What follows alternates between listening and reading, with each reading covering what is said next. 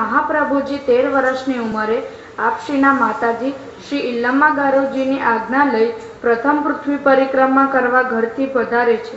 ચાલતા ચાલતા એક મોટું નગર આવ્યું. એ નગરનું નામ વર્ધા. ત્યાંના એક નગરશેઠ હતા. એમને 4 પુત્ર છે. એમના સૌથી નાના પુત્ર દામોદરદાસજી હરસાણીજી હતા. પિતાના મૃત્યુ બાદ 3 ભાઈઓ સંપત્તિની વહેંચણી કરી રહ્યા છે, પરંતુ દામોદરદાસજીને સંપત્તિમાં કંઈ રસ નથી. તેઓ તો ગોખલામાં જઈને બેસી જાય છે. એટલામાં જુએ છે તે શ્રી વલ્લભ ત્યાંથી પધારી રહ્યા છે.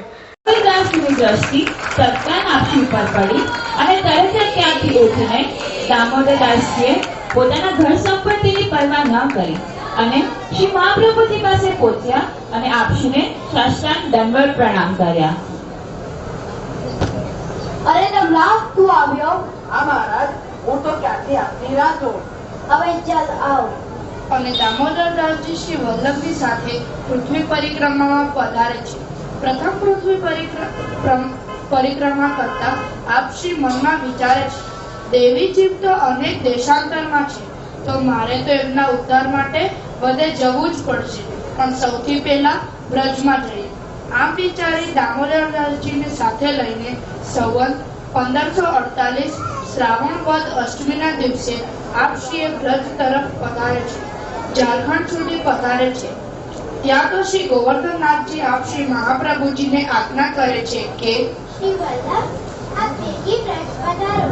हम गोवर्धन पर्वत पे प्रकट हुए हैं. ताते आप बेटी पधारी के हमारी सेवा को प्रकार प्रकट करो. कमला, श्री ठाकुरजीए अમને બ્રજમાં પધારવાની આજ્ઞા કરી છે, માટે અમે જલ્દી બ્રજમાં જઈએ. જો આજ્ઞા કૃપાનાથ. આમ ચાલતા ચાલતા સંવત 1549 શ્રાવણ સુદ 30 ગુરુવારના દિવસે આપ શ્રી દામોદરદાસજી અને કૃષ્ણદાસ મેઘનને સાથે પ્રથમ શ્રીમદ ગોકુલ પધાર્યા. ત્યાં એક છોકરના વૃક્ષ નીચે બિરાજ્યા.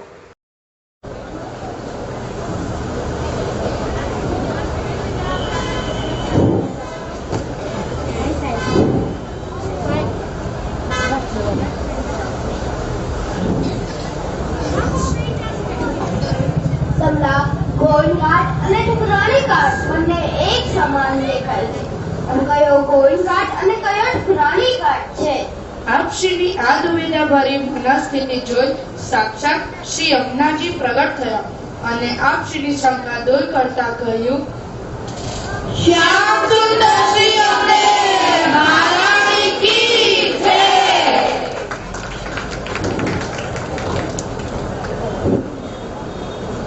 હે શ્રી વલ્લભ, આપ જે છોકરના વૃક્ષ નીચે બિરાજો છો એ શ્રી ગોવિંદ ઘાટ છે અને મારી દક્ષિણ ઓર શ્રી ઠાકુરાની ઘાટ છે.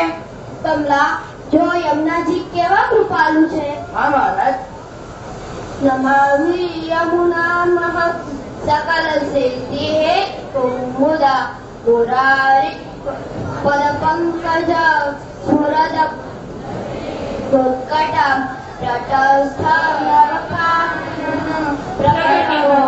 પુષ્પાંબુના સુરાસુર સુપૂજિત સ્મરપિતોષ્યં વિપ્રદિ. શ્યામ સુંદર શ્રી અમને મહારાણી કી જય. મહારાજ, ગોવિંદ ઘાટ અને ઠુકરાણી ઘાટનો અભિપ્રાય શું છે? કૃપા કરીને સમજાવો. રાવણથી ગોવિંદઘાટ સુધી શ્રી સ્વામીજીની હદ છે અને મહાવનથી ગોવિંદઘાટ સુધી શ્રી ઠાકોરજીની હદ છે. અને આ જે છોકરનું વૃક્ષ છે એ બ્રહ્મનું સ્વરૂપ છે અને આ બે યુગલ સ્વરૂપનું મિલન સ્થાન છે. જય મોટું.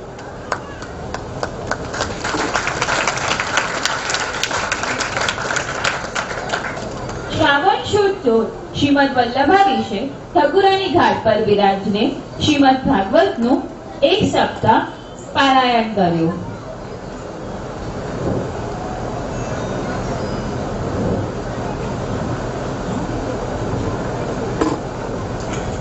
અને શ્રાવણ સુદ 11 ના દિવસે શ્રી મહાપ્રભુજીએ સૂતરનું પવિત્ર સિદ્ધ કર્યું હતું એ કેસરમાં રંગીને કેસરી ધોતી ઉપરના રંગ્યા મિશ્રી સેટ કરીને આપ ગોવિંદ ઘાટના એક ચોતરા ઉપર પોડ્યા.